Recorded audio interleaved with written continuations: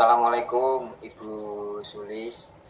Waalaikumsalam Pak Thoyib, ada apa kok wajahnya lesu? Bagaimana kabarnya untuk hari ini? Baik Bu. Ini Bu. Boleh saya duduk ya Bu? Silakan Pak, maaf, silakan duduk Pak, silakan. Maaf nggih. Baik. Ada apa monggo? Begini Bu, saya itu butuh teman curhat ini. Di sekolah itu, di sekolah saya itu kemarin mengadakan rapat. Terus kemudian dalam rapat itu saya ditunjuk sebagai wakil kesiswaan tahun ini. Terus terang sebenarnya saya keberatan. Saya sudah mengajukan keberatan itu, tetapi tetap saja dengan berbagai pertimbangan saya tetap ditetapkan sebagai wakil kesiswaan. Sampai saat ini saya merasa gelisah dan juga pikiran saya sudah merasa tidak tenang. Apa saya tidak usah menerima sebagai wakil kesiswaan saja Bu ya? Kira-kira apa yang membuat Pak Thoyib itu merasa resah, merasa gelisah, keberatan dengan penunjukan tersebut, Pak? Gini Bu, saya itu merasa tidak mampu Bu. Kalau saya perhatikan administrasi laporan kesiswaan itu banyak dan pasti menyita waktu. Jadi butuh ketelitian, kesabaran, apalagi ini berkaitan dengan kegiatan yang akan dilaksanakan di sekolah, terutama kaitan dengan siswa. Kalau tidak ditangani sama guru yang berpengalaman, bisa-bisa kegiatan siswaan tidak berjalan dengan baik. Belum lagi tugas siswaan yang berkaitan dengan dinas, contoh kayak PIP dan lain sebagainya, itu kan sifatnya selalu mendadak dan harus diselesaikan secepat mungkin, sehingga pasti akan menyita waktu mengajar saya. Adakah hal yang lain Pak yang menjadi alasan kok Pak Thoyib itu merasa tidak mampu? Ada Bu, selain tadi faktor keluarga Bu. Jadi istri saya juga merasa keberatan kalau saya ditunjuk sebagai wakil siswaan. Karena selain bekerja di SMP, saya itu setelah dari SMP juga mengajar di PKBM. Ya sampai rumah itu kadang saya jam 5 sore. Terus yang kedua, ada juga administrasi yang harus diselesaikan, baik itu dari SMP maupun dari PKBM, itu pasti. Kemudian setelah pulang dari sore, setelah pulang dari ngajar di paket itu Bu, saya di rumah juga punya sedikit usaha kecil-kecilan yang harus saya tangani. Jadi saya kok merasa kesulitan untuk menyelesaikan administrasi dan melaksanakan program siswaan yang sudah dibebankan ke saya itu. Menurut jenengan Pak, apa yang membuat jenengan itu kok bisa ditunjuk, bisa terpilih menjadi wakil kesiswaan Pak? Dalam gambaran saya kok saya bisa ditunjuk itu, kebetulan saya satu-satunya guru yang dekat dengan siswa. Jadi karena saya guru bahasa Indonesia itu, siswa sering meminta bantuan saya untuk memandu untuk membuat surat, sehingga siswa lebih akrab dengan saya. Dan misalkan kok istilahnya habis PTS itu kan anak-anak biasanya kelas meeting, ketika membuat itu dia pasti minta bantuan ke saya untuk bagaimana cara membuat surat, konsepnya seperti apa, karena saya dianggap sebagai guru bahasa Indonesia. Dan itulah mungkin saya dekat dengan anak-anak. Ada nggak Pak hal-hal yang lain selain hal-hal yang tadinya dekat sama anak, ada enggak Pak hal yang lain itu? Ada Bu, ada. Karena mungkin saya dianggap sudah senior juga dibanding rekan guru yang lain. Sekarang kan banyak guru-guru ketika yang baru yang muda-muda. Terus kemampuan saya dalam membantu anak tadi yang saya sebutkan, membuat proposal, membuat Hmm. surat di setiap kegiatan yang dilaksanakan oleh siswa itu lewat pengurus OSIS, Hmm. itu sering saya lakukan gitu. Selain itu siswa juga sering berkonsultasi dalam membuat surat-surat yang dibutuhkan untuk mendukung kegiatan-kegiatan mereka itu. Hmm. Nah, iya, berarti tepat sekali Pak dengan pemilihan itu, pemilihan waka kesiswaan tadi karena kelebihan yang Bapak miliki. Terus apa Pak menurut Bapak itu hambatannya sebagai waka kesiswaan di sekolah itu apa Pak hambatannya? Nah, kalau yang jelas hambatan utama saya itu ya terkait dengan administrasi karena administrasi yang terkait dengan program kerja kesiswaan, ya. Belum proposal kegiatan ketika dimintai tolong anak-anak, dan juga harus membuat laporan di setiap kegiatan yang sudah dilaksanakan. Tentunya akan menyita waktu saya dalam melaksanakan tugas yang lain. Misalkan setelah mengajar di SMP, saya juga harus mengajar di pendidikan non formal di setiap hari-hari tertentu, 3 hari dalam satu minggu. Satu Hal tersebutlah tentu membutuhkan waktu yang khusus untuk menyelesaikan tugas-tugas yang diembankan ke saya selaku wakil kesiswaan. Itu Ibu.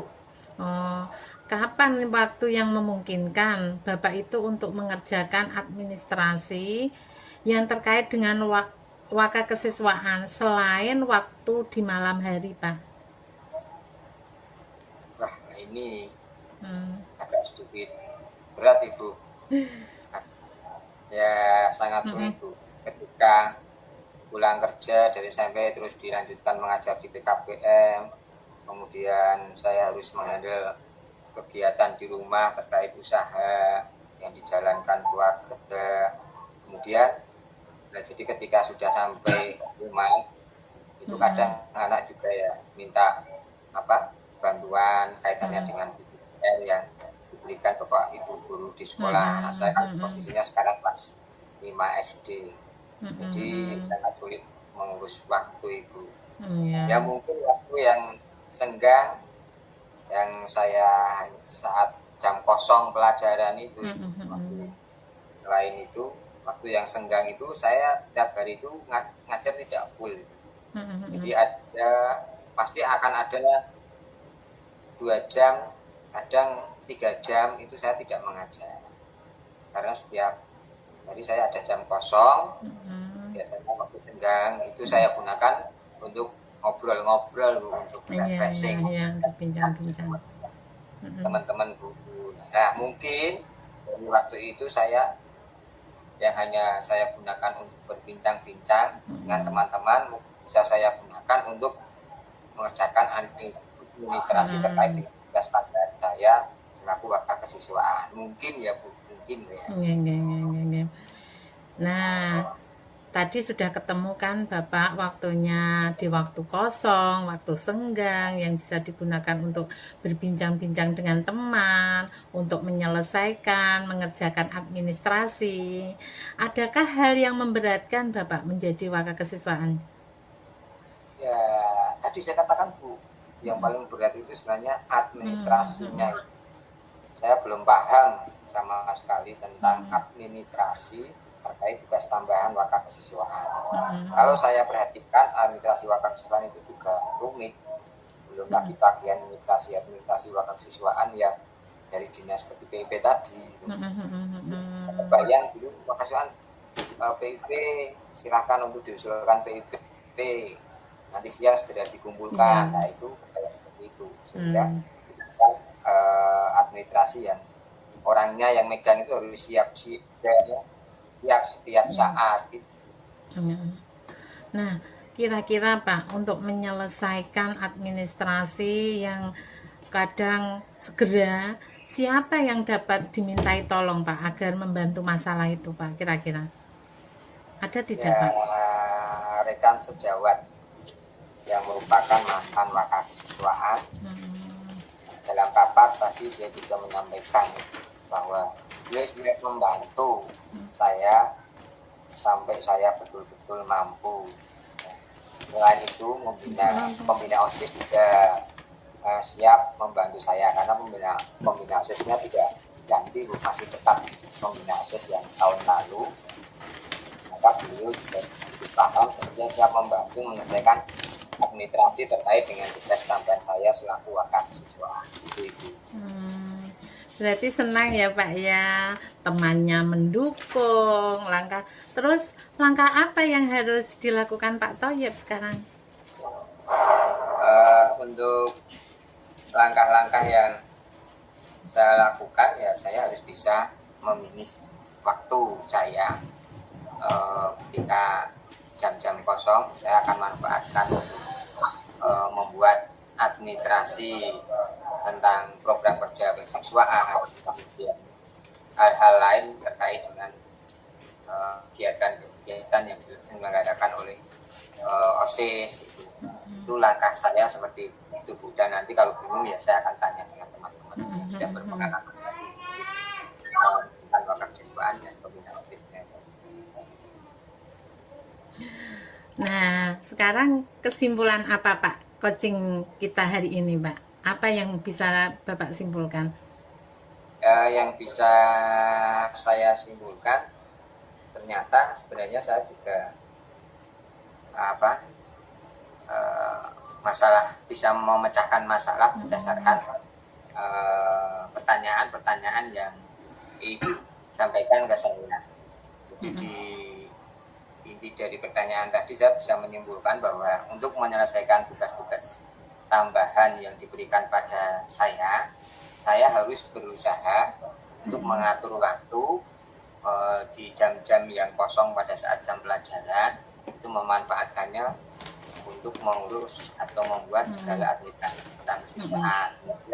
Yang berikutnya, ketika saya mengalami kesulitan, saya akan berusaha tanpa malu untuk bertanya pada teman guru yang sudah pernah menjadi wakil kesiswaan, sama yang untuk memberikan masukan-masukan kepada saya program yang ingin saya buat gitu. Ya.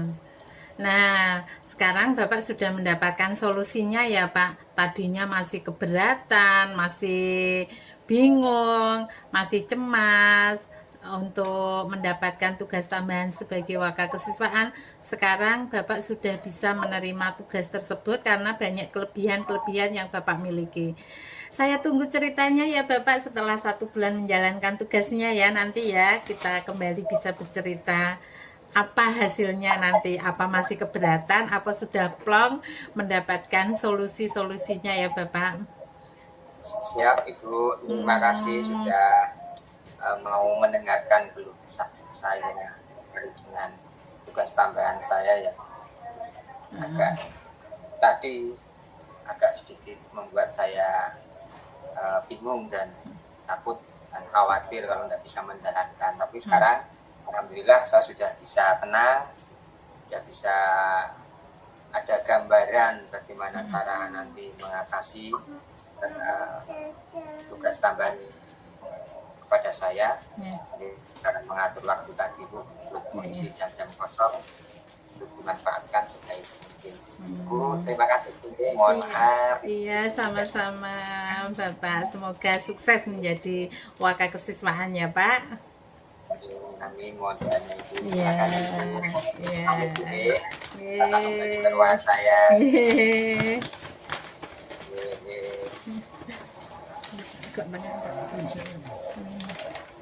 Kita lanjut gantian langsung Bapak.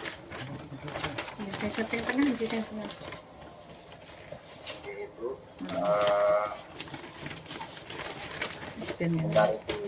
Ya. Ini rekaman kita putus, terus kita rekam lagi gitu Pak, atau nyambung terus?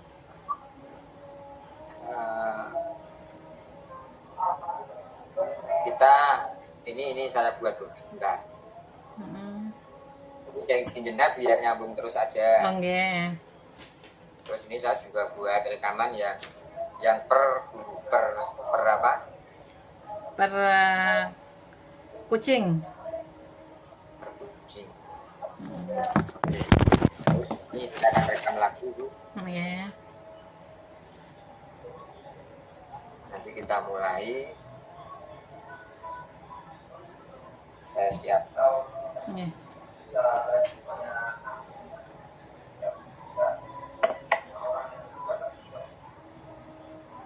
Sudah? Bentar, Ibu. Sudah, Ibu. Ya. Assalamualaikum Pak Toye, permisi. Waalaikumsalam warahmatullahi wabarakatuh. Silahkan masuk, Bu. Silahkan masuk, Bu. Jen Pak. Silahkan duduk. Jen Silakan matur duduk. suwun. Maaf, tempatnya agak berantakan. Nggak apa-apa Pak. Nah, terima kasih. Maaf loh Pak, ini mengganggu waktu Bapak untuk istirahat siang ini. Tidak apa-apa, Bu. Apa yang Ibu ingin bicarakan pada siang ini, Bu? Gini loh Pak, saya itu kondisi sekarang ini tuh banyak anak-anak di kelas saya itu kok yang saya ajar itu berangkat sekolahnya itu ada yang tanpa keterangan, kemudian ada yang terlambat, kemudian ada yang jarang mengerjakan tugas, kemudian di sekolah kok kelihatannya agak pasif.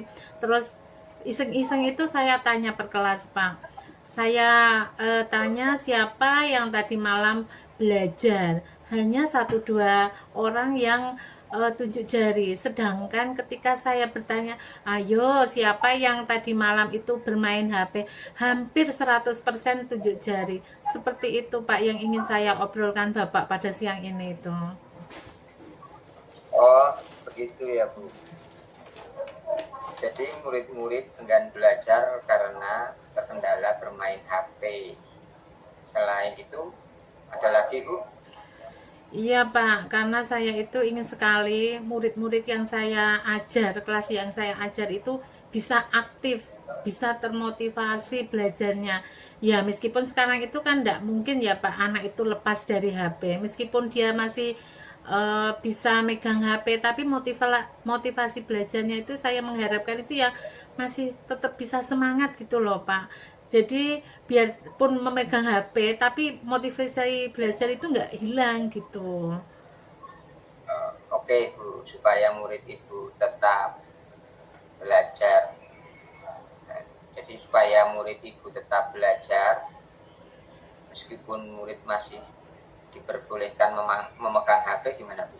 Iya, yang saya inginkan itu ya masih pegang HP karena zaman sekarang kan nggak mungkin ya Pak anak SMP itu kok total nggak pegang HP dalam waktu 1 hari itu tetap nggak bisa. Tetapi saya itu menginginkan biar masih pegang HP tapi tidak meninggalkan tugas utama sebagai siswa.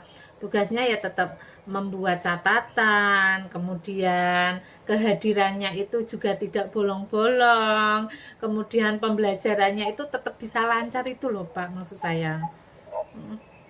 Iya. Oke, Bu, sekarang kalau dari pengamatan Ibu, murid itu dikatakan memiliki motivasi belajar itu, murid yang kira-kira muridnya harus seperti apa? Kalau dari pengamatan saya yang murid yang punya motivasi belajar itu kalau dalam pembelajaran dia itu aktif. Kemudian saya lihat catatannya itu juga lengkap. Kemudian kalau guru bertanya, siswa itu bisa merespon, Pak. Kemudian melaksanakan apa yang diperintahkan guru, misalkan mengerjakan tugas, dia juga mengerjakan misalkan ada tugas yang ada di rumah, dia juga mengerjakan, catatannya juga lengkap gitu, Pak. Oh, baik. Baiklah, Ibu, aktif bertanya, mengerjakan tugas, mencatat materi, bukunya lengkap, itu yang dikatakan ideal nih. Nah, menurut Ibu, murid yang ideal itu berada di angka apa, Bu? 1 sampai 10 dalam pencapaian tujuan pembelajaran. Nah, kalau di tempat saya, murid saya itu ya masih berada di angka 4 kali ya Pak. Tapi kan siswa juga beragam. Mungkin ada 1-2 yang aktif, mungkin ada 1-2 yang benar-benar pasif gitu. Nah, kemudian ya yang sedang-sedang saja juga ada. Mungkin kalau di kelas saya itu levelnya masih di 4 Pak. Jadi di posisi angka 4 ya. Iya. Posisi angka 4 itu menurut Ibu apa kan sehingga anak itu berada di angka 4? Ya Pak, saya itu kan menurut saya itu faktor dari lingkungan keluarga Pak. Kan saya pernah ngobrol-ngobrol sama beberapa siswa di lingkungan keluarganya itu kesehariannya itu bagaimana. Kemudian kesehariannya itu setelah pulang sekolah, karena di rumah itu kebanyakan yang saya tanya itu dia di rumah sendiri Pak. Orang tuanya itu bekerja dari pagi sampai sore, terkadang juga lembur. Jadi anak setelah pulang sekolah ya nggak bisa lepas dari HP, karena untuk menghibur diri temannya juga hanya itu ngegame. Nah, sampai lupa kegiatan yang apa tadi dikerjakan di sekolah itu, sampai buku pun tidak dibuka, tugas juga nggak dikerjakan gitu Pak. Mungkin faktor keluarga.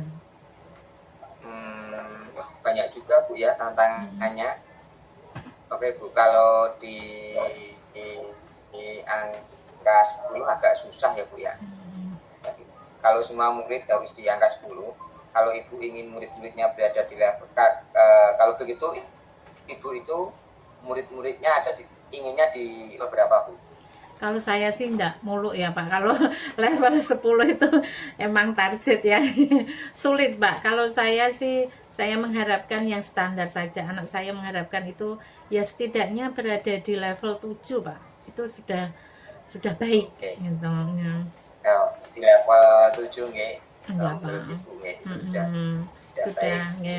Nah, kira-kira apa yang bisa Ibu lakukan untuk mencapai angka di level 7 itu Bu? Nah itu Pak yang saya pikirkan, makanya saya itu curhat sama Bapak. Bagaimana cara saya itu biar anak-anak itu ya setidaknya itu keaktifannya itu berada di level 7 itu yang baru saya Oke, pikirkan itu Pak. oke.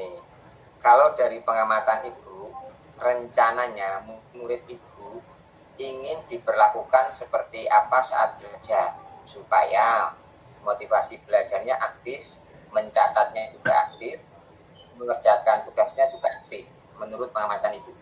Kalau saya tadi dari pengamatan tadi berbincang dengan beberapa siswa, itu kan faktor keluarga ya Pak ya. Mungkin yang dibutuhkan itu pendampingan saat belajar di lingkungan keluarga Pak.